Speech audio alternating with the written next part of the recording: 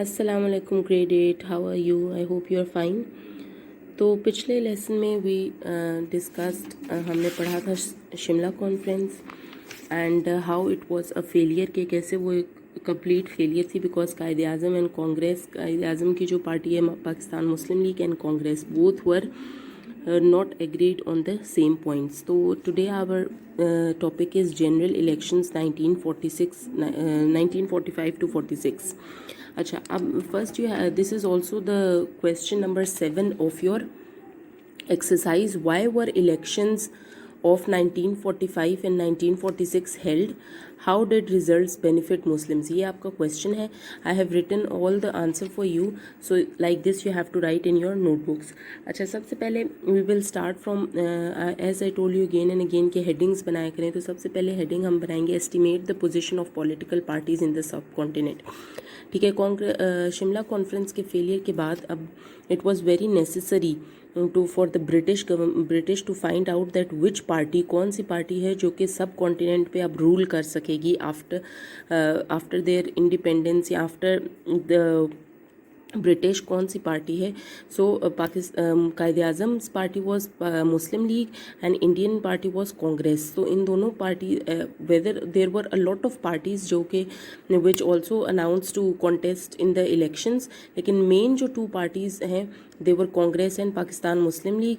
सो British government ने they decided that elections will be held in January 1945. अब next topic is manifestos of Congress and Muslim league. कि Congress manifestos का meaning क्या होता है? इट मीन्स एम या मकसद या जो इलेक्शन से पहले जो एम है वो कांग्रेस एंड मुस्लिम लीग का क्या था. Okay, so you can make headings Congress and Muslim league.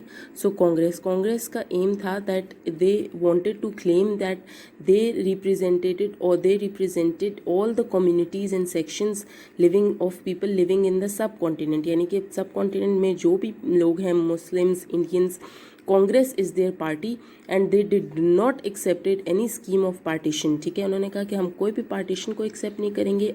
We are the party which represent all the people. Now next you can write Muslim League. अब Muslim League का क्या manifesto था, क्या aim था? They said that we are a strong party which represent Muslims and if in elections में we win, हम लोग जीते हैं, so our aim for a separate homeland that should be accepted. So these elections were very important for Muslim League to win. Now next point is election campaign. अब election campaign जो है that is as it is you have to write these points from page number 29. ठीक है, now what election campaign का क्या मतलब होता है? जैसे कि इधर भी अब इलेक्शंस होते हैं, सो डिफरेंट पार्टीज़, डिफरेंट जो भी लोग इलेक्शंस में पार्टिसिपेट करते हैं, they carry out a campaign. वो एक कैंपेन करते हैं इलेक्शन से पहले टू प्रोमोट देमसेल्व्स.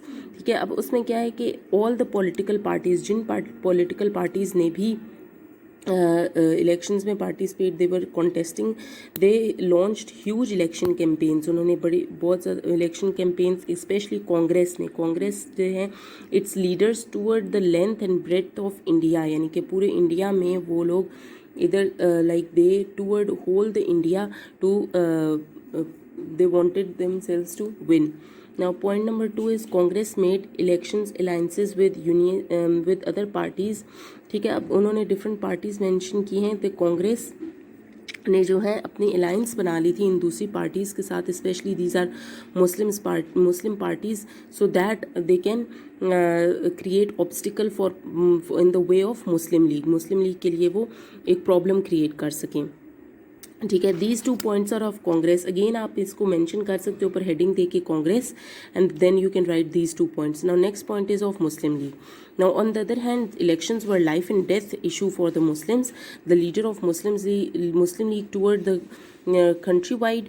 ठीक है, अब इसी तरह मुस्लिम लीग के लिए भी इलेक्शंस जो था क्या था, लाइफ एंड डेथ था, and they also toward the whole country they wanted to win the elections.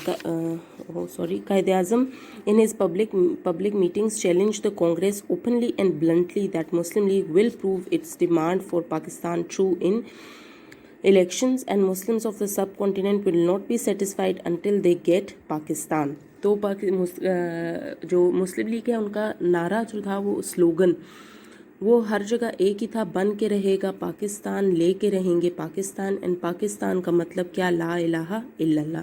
तो मुस्लिम लीग या और कायद आज़म अपने जो एम था, जो मैनिफेस्टो था, उस पर their very much their confirm that they need a separate homeland, और उनका स्लोगन भी इसी पर ही बेस्ड था। नाउ रिजल्ट्स ऑफ इलेक्शन, अब ये बहुत इंटरेस्टिंग है कि इलेक्शंस का रिज़ल्ट क्या आया। कैंपेन हो गई इलेक्शंस की, अब रिज़ल्ट क्या आया, ठीक है। रिजल्ट्स ऑफ द इलेक्शंस ये हुआ कि अब जो सेंट्रल लेजिस्लेचर हैं, जो इलेक्शंस हैं जिन्हें हम कहते हैं कौमी असम्बली के जो इलेक्शंस होते हैं, दे वर हेल्ड इन दिसंबर 1945। अब इन इलेक्शंस में जो है, I have written the results here, आप भी यूं ही write them in your notebook, that 37 seats जो सेंट्रल इलेक्शंस हैं, इनमें 37 सीट्स मुस्लिम्स के लिए रिजर्व की गई थी, and Muslim League won all the 37 seats, so it was a 100% success. तो मुस्लिम लीग के लिए 100% से सक्सेस थी इन सेंट्रल इलेक्शंस। जो प्रोविंशियल इलेक्शंस थे, सूबाई असम्बली के जो इलेक्शंस होते हैं, दे वर हेल्ड इन 1946, और इसमें टोटल सीट्स थी 492 seats were reserve for Muslims, जिनमें से मुस्लिम लीग वॉन 428 सीट्स। तो ये भी एक बहुत ही ज़्यादा स्प्लेंडेड विक्ट्री थी मुस्लिम लीग के लिए, दैट सेंट्रल इलेक्शंस में तो their success was 100% and provincial assembly में भी their success was also good. So अब ये इलेक्शंस जीत के Muslim League proved that they had laid the foundation of Pakistan. उन्होंने अपना पॉइंट सामने रख दिया। उन्होंने इलेक्शंस में जो है इतनी बड़ी सक्सेस के बाद नाउ दे वर श्योर कि हमारा पॉइंट जो है वो आगे चला गया है, that we need a separate homeland. हम पाकिस्तान की क्रिएशन को अब कोई भी चीज़ रोक नहीं सकती। सो बच्चे जी, ये क्वेश्चन यूं ही जैसे कि I have send you, right it in your notebooks.